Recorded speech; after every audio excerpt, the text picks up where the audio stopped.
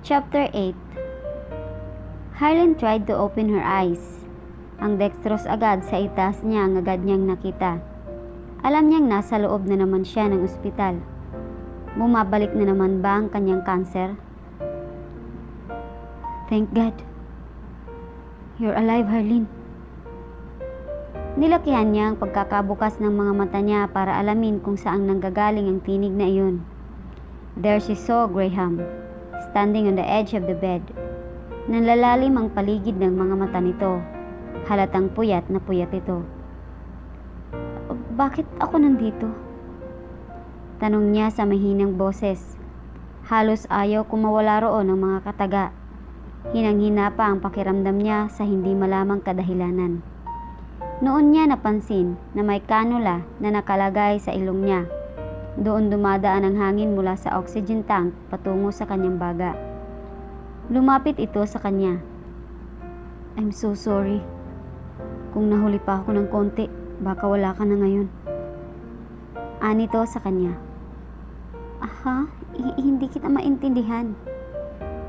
Hindi niya makuha ang ibig nitong sabihin. Hindi niya malaman kung epekto ng mga gamot na dumaan sa katawan niya ang pagiging slow niya.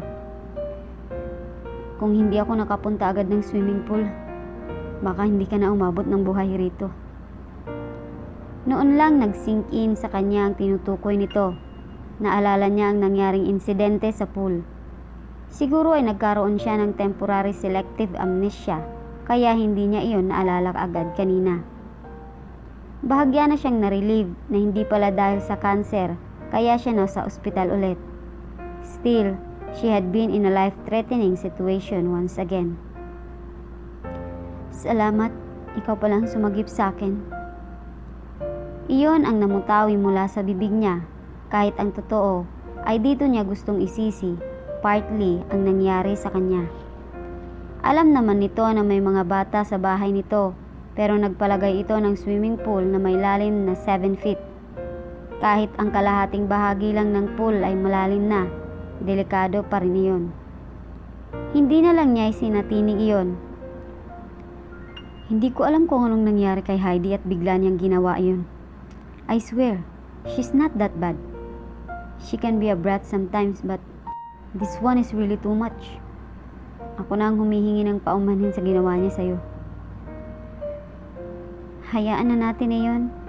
Kalimutan na lang natin. Ang mahalaga ay buhay ako. Hindi pwedeng basta-basta na lang natin kalimutan niyon. She'll learn her lessons once we get home. I'll deal with her later. She could sense the anger in his voice.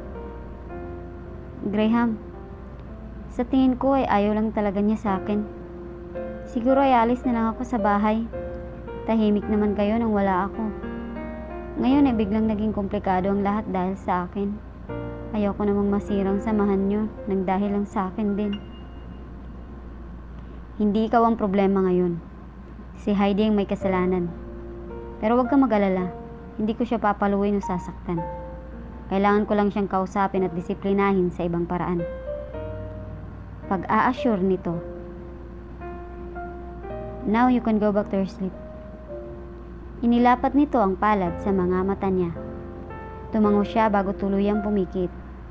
She was too weak to protest. Narinig pa niya ang huling sinabi nito. Just don't sleep for so long again. I might go crazy. Nang makarating na sila sa bahay, hindi pa rin niya alam kung paano niya haharapin si Heidi. Kung dapat ba niya itong pagalitan, iwasan o kausapin. She did not really know how to deal with her daughter. 2 araw lang siyang nagpahinga sa ospital para masiguradong maayos na siya, at sa loob ng 2 araw na iyon ay binantayan siya ni Graham. Ito rin ang nagbibit-bit ng dextrose niya kapag naglalakad siya papunta sa restroom. Alagang-alaga siya nito. She was thankful for that. Ako na magbubukas ng gate. Awat sa kanya ni Graham nang akmang bubuksan niya iyon para maipasok na nito ang sasakyan. Ako na. Kaya ko naman na. Hindi naman ako baldado.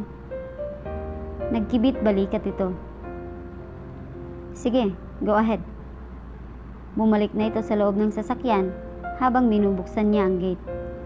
Nang maipasok na nito ang sasakyan, nanatili si Harleen na nakahawak sa gate.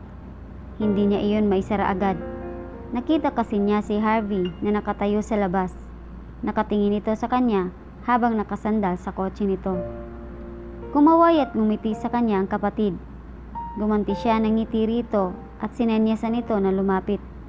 Gusto niya itong ipakilala sa asawa niya. Hindi pa kasi nagkakakilala ng personal ang dalawang lalaki. Naging masyadong komplikado ang sitwasyon niya noon, kaya hindi nagkaroon ng pagkakataon na mapagharap niya ang mga ito. Nagsasalita si Harvey habang naglalakad patungo sa direksyon niya. Sorry, hindi kita nadalaw sa ospital. Nasa medical mission kasi ako sa province nang mag-text ka eh. No need to say sorry. Sinalubong niya ito ng yakap. What's going on here? Sabay silang napalingon sa pinanggagalingan ng boses. Nasa likuran nila si Graham. Naiparada na nito ng maayos ang sasakyan nito. She opened her mouth to make the introduction. Ngiting-ngiti siya dahil sa wakas ay magkakakilala na ang dalawa. Graham, this is Harvey. Finally, nakilala na rin kita, Harvey. Sagot nito, but he didn't look excited. Kabaliktaran ang makikita sa mukha nito. Inilahad ni Harvey ang kamay sa kaharap. Napaka-friendly ng ngiti nito kahit mukhang hindi warm ang pagtanggap dito ng kanyang asawa. Inabot ni Graham ang kamay ni Harvey kasabay ng pagkakawala ng isang malakas na suntok sa mukha nito. Napatili siya ng masaksihan ang ginawa ng kanyang asawa. Nagsunod-sunod pa ang suntok nito kay Harvey. Halos bugbog sarado na si Harvey. Luckily, her brother knew how to fight back after taking all the punches. Nasagad na rin siguro ang pasensya nito. Nakita niyang si Graham naman ang napasailalim sa kapangyarihan ni Harvey nang gumanti ang kapatid niya. She almost cried in horror when she saw the two important men in her life throwing punches at each other. Wala siyang nagawa kundi ang umawat. Naguguluhan siya kung bakit naging ganoon ang pakikitungo ng asawa niya kay Harvey. Graham, tigilan mo na yan. Kapatid ko si Harvey. Sigaw niya rito. Sa wakas ay nasabi na rin niya ang kanina pa'y gusto niyang sabihin. Hindi siya nagkamali. Bahagyang natigilan ang asawa niya sa sinabi niya. Lumuwag ang pagkakahawak nito sa kwelyo ni Harvey. Ipaliwanag mo ngayon sa akin ang lahat, bago ko pa mapatay ang lalaking yan. Nanggigigil na sabi nito at tumihingal pa ito. Si Harvey ang sumalo sa pagsagot dito. Totoo ang sinabi niya. Magkapatid kami. Kung paano at bakit, mahabang istorya. Tuluyan ang pinakawalan ni Graham si Harvey. Sige, mahaba ang oras ko sa pakikinig sa mga istorya niyo. Na hindi ko naman alam kung kasinungalingan lang. Hindi matrace ni Harleen kung anong emosyong nakapaloob sa puso ng kanyang asawa habang nakikinig ito sa kwento ni Harvey. He had a flat facial expression. Doon sa kalsada kung saan nag-engkwentro ang mga ito, nagkasabihan ng mga lihim ng pagkataon niya. Mabuti na lamang at walang ibang nakakakita sa mga naganap. Kung ganoon, bakit mo kami iniwan noon, Harleen? Tanong ni Graham sa kanya nang bumaling ito sa kanya. Hindi pa nasabi rito ng kapatid niya ang tungkol sa sakit niya. Ang sinabi pa lang ni Harvey ay kung paano sila naging magkapatid at kung saan sila muling nagkatagpo matapos siyang mawalay rito noong sanggol pa siya. Hindi niya matiyak kung naniniwala ang asawa niya na may kapatid siya sa katauhan ni Harvey. Hindi niya ito masisisi kung hindi agad ito maniniwala. Dahil may sakit siya. Meron siyang cancer, lymphoma. Sagot ni Harvey sa tanong ni Graham. Pakiramdam niya ay nawala na siya sa eksena. Ang dalawa na lang nagpapalitan ng mga salita. Lymphoma? Please, I'm not familiar with medical terms. Hindi niya alam kung matatawa siya sa reaksyon ng kanyang asawa. Hindi man lang nito mabigkas ang salitang iyon. Ngunit alam niyang hindi iyon ang sitwasyon para matawa siya. Isa itong blood cancer, Harvey replied. Blood cancer? Yes. Are you kidding me? Hindi ako nagbibiro.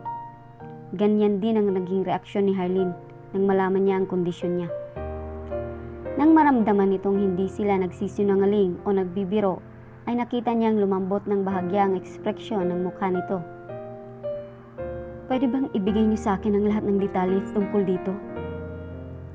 He said in a weak voice. I can. Babalakan kita at ipapakita ko sa iyo lahat ng ebidensya, lahat ng medical records, consent papers sa pagpapagamot, at ikaw na ang bahala kung maniniwala ka. Harvey, hayaan na natin yun. Hindi kailangang i-bring up ang nakaraan. Awat niya rito. This time, hindi kita mapagbibigyan. Your life is already ruined. I can't stand here and watch you being treated like this by your family. Mukha kang kawawa na inaalila rito na ngayon ay muntik ka pang mamatay. Hindi ko na kayang manahimik pa. Please naman, handa naman akong tiisin ang lahat. Past na iyon eh. Huwag na nating ungkatin pa. Hindi niya napapansing umiiyak na pala siya. Please, Harvey. Ibibigay ko ang lahat ng dokumento sa asawa mo. Then kayo na ang mag-usap. Hindi na ako makikialam pagkatapos. Just this one time. He deserved to know the truth. Your children deserve to know as well. Lumapit si Harvey sa kotse nito. Sumakay roon at umalis nang walang paalam.